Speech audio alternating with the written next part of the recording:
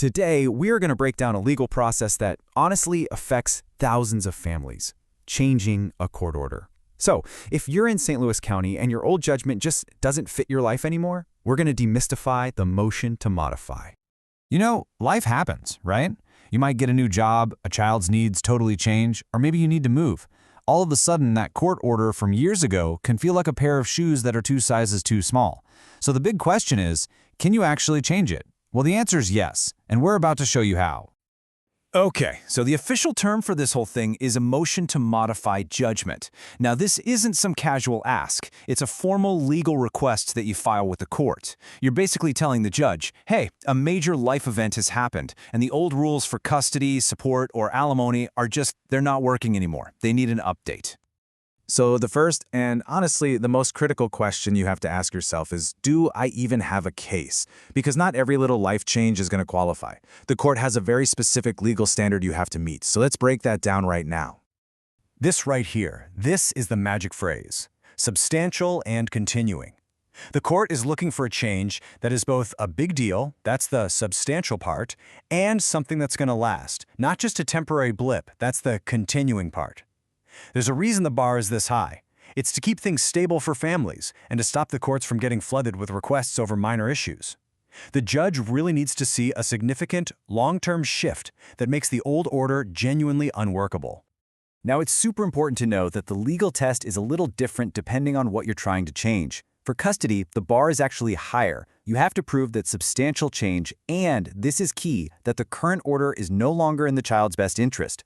That's to protect the child's need for stability. For child support, though, the focus is more financial. You just have to show the change makes the current payment amount unreasonable. And when we're talking about child support, Missouri law gives us a really helpful number, 20%. If you run the numbers again with current incomes and the new calculated amount is at least 20% different from the current order, the law automatically assumes a substantial change has happened. This gives you a clear mathematical starting point, and it's a really powerful piece of evidence for your case.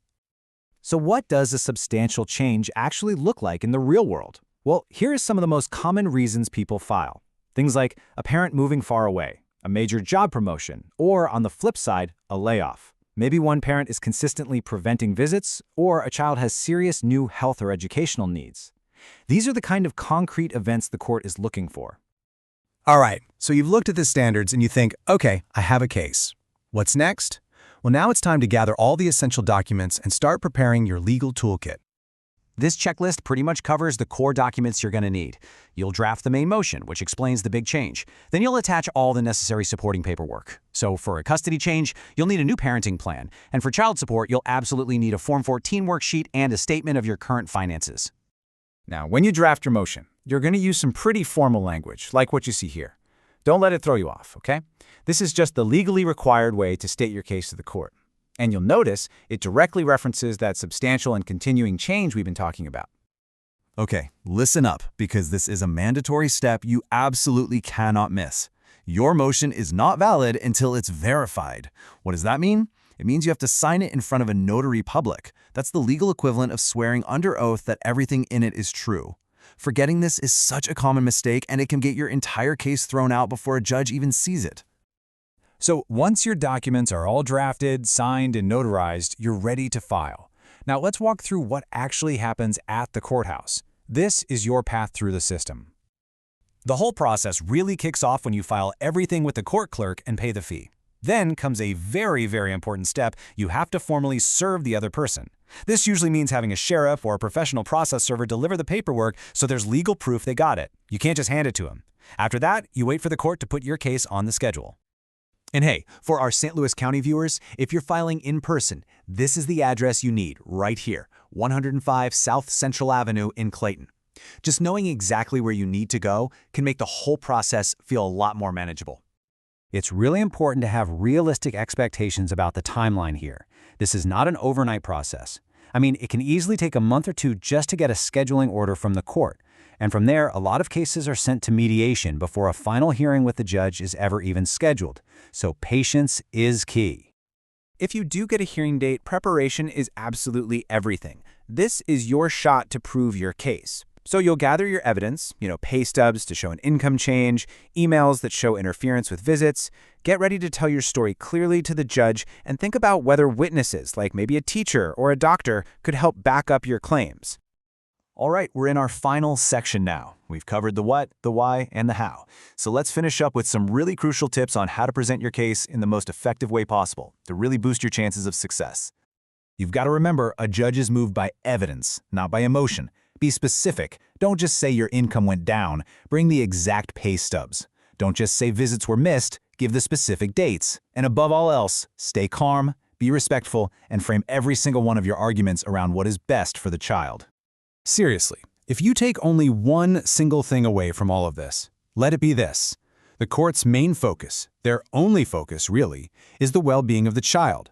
When you make that your focus too, your arguments become so much more powerful and persuasive.